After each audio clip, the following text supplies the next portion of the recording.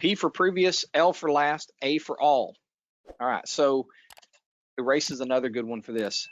If I want to select everything and erase it, ALL gets rid of it. Start your command, bring that back, start your command, type in ALL, and it's all gone.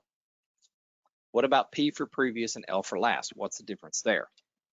Well, here's the difference. I'm going to create a circle, and then I'm going to move that I-beam. Now, if I do an E for erase, and I press L, it's going to select the last object I created. That's the circle. If I do E for erase and P for previous, it's going to select the last set of objects I selected. That's the I-beam. This can get tricky if you use the copy command. So now when I do E for erase and I say L for last, you would think it's the circle. It's not. It's the bottom edge of that I-beam because the copy command created that I-beam. So that can get a little tricky.